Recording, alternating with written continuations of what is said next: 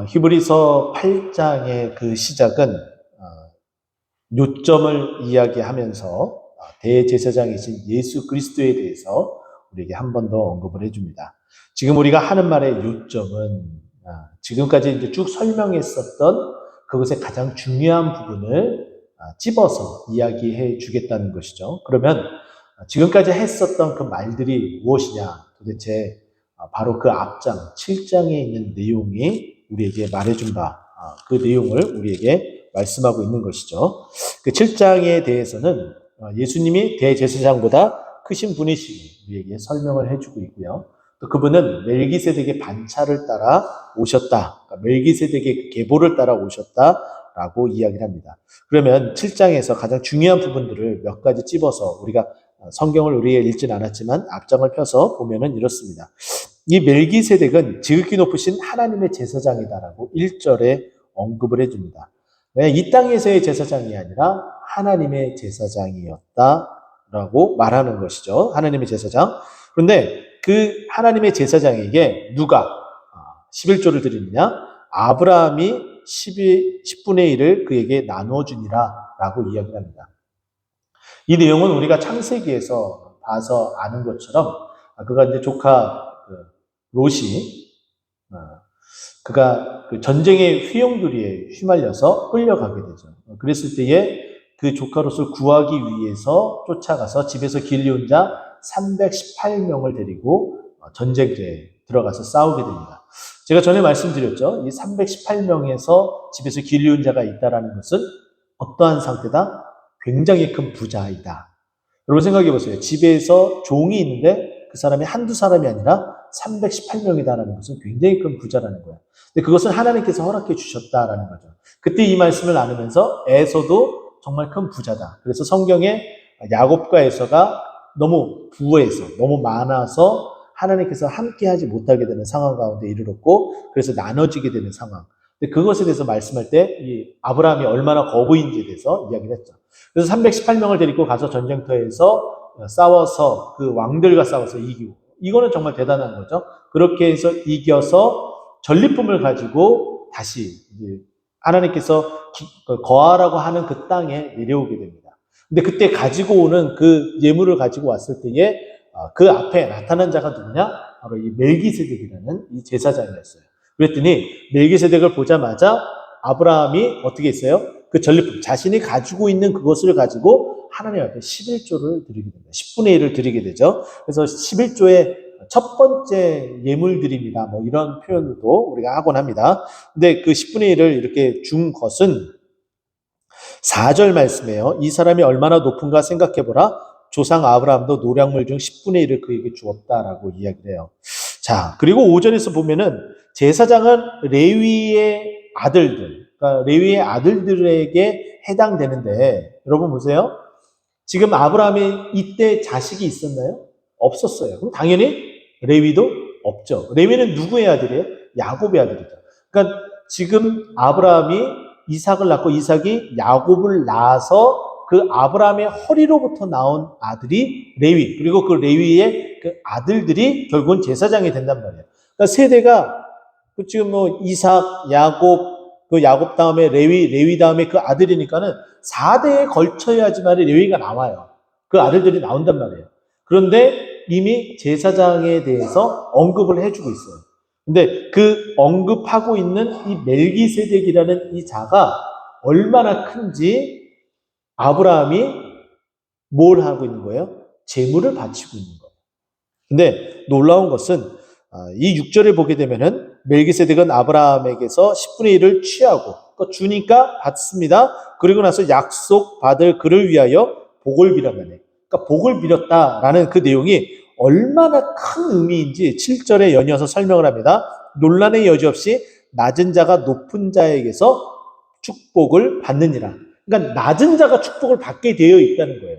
그러면 이 말인즉슨 멜기세덱이 아브라함보다 더 어떻다는 거예요? 더 높다는 거죠. 그렇기 때문에 아브라함이 멜기세덱에 제물도 드리고 또 아브라함은 이 멜기세덱으로부터 축복도 받게 된다 이 이야기를 하고 있는 거예요. 그러면서 이 히브리인들이 정말 추앙하고 있는 그 아브라함, 그리고 또 여기에 언급되고 있는, 우리가 9장에 언급되고 있는 모세에 이르기까지 그렇게 너희들이 받들어 추앙하고 있는 그 아브라함, 모세 모두 다 누구보다 다 아래에 있다는 거예요. 멜기세덱보다 다 아래에 있다는 거예요.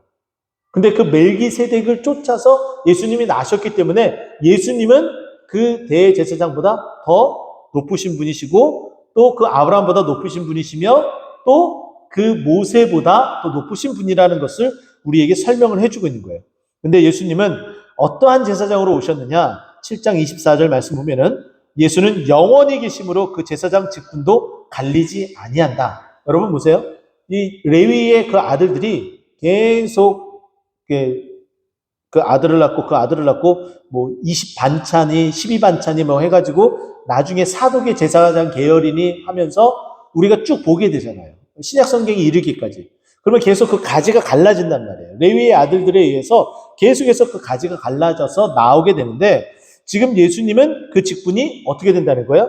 그냥 한 번으로서 끝난다는 거예요. 더 이상 이와 같은 영원한 제사장이 존재하지 않는다. 그만큼 탁월하다라는 것을 우리에게 말해주고 있어요. 그러면서 25절에 보면은 그러므로 자기를 힘입어 하나님께 나아가는 자들을 온전히 구원할 수 있어요. 이게 가장 큰 핵심이에요. 예수님은 일반적인 제사장들보다 정말 다른 것은 무엇이냐면은 자기를 힘입어서 하나님께 나아가는 모든 자들을 구원할 수 있다는 거예요. 제사장들은 구원할 수가 없어요. 할 수도 없고 할 수 있는 능력도 존재하지 않아요. 그런데 예수님은 자기를 힘입어서 하나님께 나아오는 자들을 다 어떻게 해요? 구원할 수 있다는 거예요. 이 말은 즉슨 모든 죄를 다 사해 줄 수 있는 그와 같은 능력까지도 가지고 있다는 얘기죠. 그렇기 때문에 이 분은 당연히 다른 어떤 누구보다도 우리가 모셔야 될 영원한 그 제사장 합당하신 분이다라고 26절에 말하고 있습니다. 그러면서 7장 28절 마지막을 보면 율법의 약점을 가진 사람들을 제사장으로 세웠거니와 이것은 결국은 뭐라는 거예요? 일반적인 제사장들은 여러분 보세요. 제사장들은 먼저 여기도 언급이 되지만 27절에 언급이 되지만 먼저 이 제사장의 죄의 문제가 해결되지 않으면 하나님 앞에 나아갔다가 바로 그 즉시 죽임을 당하게 돼요. 그래서 이 레위인들은 어떻게 하느냐? 먼저 자기가 죄에서 사함을 받을 수 있도록 자기를 위해서 먼저 제사를 드려요. 그리고 나서 백성들을 대리해서 제사를 드리는 거예요. 근데 예수님은 어떻게 했다는 거예요? 그와 같은 것들을 하지 않는다는 거예요. 그분은 죄가 없으시기 때문에. 그래서 온전히 예수님이 자신의 그 아들들을 하나님의 그 백성들을 죄를 용서해 주시기 위해서 그리고 그 아들을 세우셨다. 하나님이 이 이스라엘 백성들을 구원하기 위해서 누구를 세우셨다? 그 영원한 제사장이신 예수 그리스도를 세웠다. 그만큼 예수 그리스도가 탁월하다. 정말 이분이 아니고서는 도저히 이와 같은 일들을 할 수 없다라고 말하는 것이 7장의 전반적인 내용이에요. 그리고 나서 이와 같은 말들을 요점을 이제 찝어서 딱 얘기를 합니다. 지금 우리가 말한 이 분은 대제사장이 지금 어디에 있다? 다른 곳에 있지 않고 우리에게 있다. 할렐루야. 하나님은 우리와 함께 계시는 주님이십니다. 이와 같은 능력이 있으신 분이 다른 어디에 있는 것이 아니라 우리에게 있다는 거예요. 우리에게. 다른 사람 저 먼 나라 이야기처럼 들리는 것이 아니라 바로 우리에게 있다는 거예요. 이분이. 그게 가장 중요하다는 거예요. 근데 이 우리에게 있는 그분은 지금 우리에게 있는데 그분은 또 어디에 있느냐? 하나님 보좌 우편에 있다. 이 말은 즉슨 하나님과 같으신 분이다 라는 의미를 해주고 있어요. 하나님 보좌에 앉을 수 있는 분은 하나님 외에는 없다는 거죠. 그리고 그 보좌 우편은 심판주로 오시는 그분의 자리라는 거예요. 그래서 이렇게 이야기를 하죠. 그러면서 이제 2절 말씀 보면은 성소와 참 장막에서 섬기는 이시라. 그분은 성소와 참 장막에서 섬기시고 또 그 장막은 주께서 세웠다 사람이 세운 것이 아니다 라고 얘기해요. 갑자기 그분은 보좌 우편에 계신다. 그분이 지금 어디에 있는지 다시 우리에게 일깨워 주는데 그분은 대제사장이시며 성소와 장막을 섬기시는 분이다. 근데 그분이 직접 장막을 주께서 세우셨다. 주께서 세운 그 장막을 주님께서 섬기고 계신다. 사람이 세운 것이 아니라 주님이 세운 것이다. 라는 설명을 합니다. 이 장막, 성막, 이 성소, 이 부분을 신약시대, 지금 우리가 살고 있는 지금 우리 시대에 이것을 무엇이라고 지칭을 합니까? 예, 교회라고 지칭을 해요. 근데 여러분, 이것을 교회라고 지칭을 하면서 보게 되면은 우리 예수님은 교회를 어떻게 하시는 분이시다? 섬기시는 분이시다. 이 교회를 섬기시는 분이 누구시라고요? 주님, 우리 예수님이라는 거예요. 그러면서 이 교회는 누가 세운 거예요? 우리 주님께서 세우신 거예요. 전혀 이상이 없죠? 예, 우리 주님께서 세우신 거예요. 사람이 세운 것이 아니에요.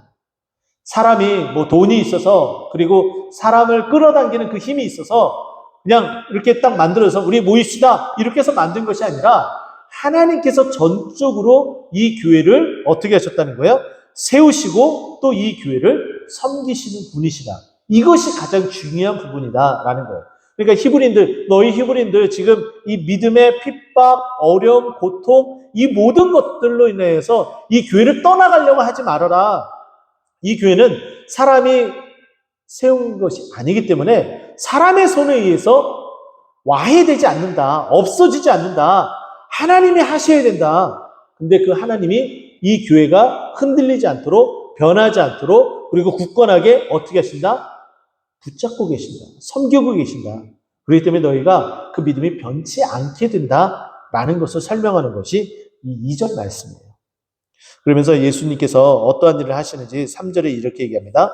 대제사장마다 예물과 제사 드림을 위하여 세운 자니 그러므로 그도 무엇인가 드릴 것이 있어야 할지니라. 그러니까 보편적인 제사장의 직분에 대해서 이야기를 하면서 예수님도 대제사장의 그 직분처럼 무엇인가 드려야 되는데 그분은 무엇인가를 드린 것이 아니라 자기 자신이 제물이 되어서 자기 자신을 하나님 앞에 드렸다. 이 이야기를 하는 거예요.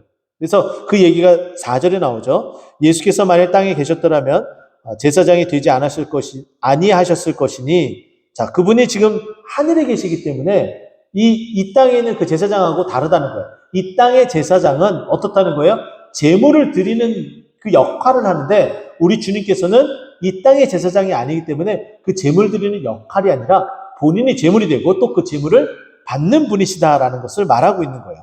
그래서 이는 율법을 따라 예물 드리는 제사장이 있음이라 이미 말씀에 따라서 드리는 그 제사장이 있고 이분은 그런 제사장하고 다르신 분이다라고 말하고 있는 거죠. 그러면서 5절에 그들이 섬기는 것은 하늘에 있는 것의 모형과 그림자라. 지금 너희들이 지금 섬기고 있는 이 교회는 이 성소와 이 장막은 하늘에 있는 모형과 그림자라는 거예요. 실제적으로 있는 것은 어디 있다는 거예요? 하늘에 있다는 거예요. 하늘에. 그럼 이 땅의 이 교회도 결국 뭐라는 거예요? 모형과 그림자예요. 그것을 통해서 우리가 하늘에 있는 교회를 생각할 수 있도록 만들어 가야 되는 거예요. 그래서 이 교회 안에서 서로 사랑하며 그것을 갖고 나가고 만들어 가야 된다는 거예요. 근데 그렇지 않고 시기, 질투, 그리고 자신의 그 욕심, 이와 같은 것들이 득실득실하게 되면은 그 모형의 그 모습들이 일그러지는 거예요. 그렇지 않게끔 해야 되는 거죠. 근데 모세가 어떻게 이 땅에 그 장막을 지었는지 한번 보세요. 모세가 장막을 지으려고 할 때에 하나님께서 다 보여주셨다라는 거예요. 근데 그 보여주신 것을 그대로 본을 따라 만들었어요. 우리가 그것은 이미 출애굽기 25장 이후에 나타나는 그 모든 것들을 통해서 우리가 다 봤습니다. 어떻게 그 실측이 어떻게 되고 그 안에 쓰이는 그 기구물은 어떻게 되고 그것을 위해서 백성들이 애굽으로부터 가지고 나왔었던 은금 보화를 주님 앞에 가지고 나와서 그것으로 단과 오홀리압, 불살레과 오홀리압을 통해서 그 모든 기물들을 다 하나님께서 만들게 하셨다는 거예요. 모세에게 보여주신 대로. 불살레과 오홀리압을 통해서 그와 같이 다 만들어 오셨다는 거예요. 그러면 전혀 없는, 그 형상이 없는 그리고 전혀 본 바가 없는 것을 임의적으로 만든 것이 아니라 하나님께서 보여준 것을 다 만들었기 때문에 그림자이고 거의 흡사하다라고 이야기를 하는 거예요. 그러니까 당연히 우리가 이 교회를 통해서 천국을 볼 수 있어야 되고 그 천국의 모습이 투영되어져야 된다라는 거죠. 그러면서 마지막에 6절에 뭐라고 이야기하는지 보세요.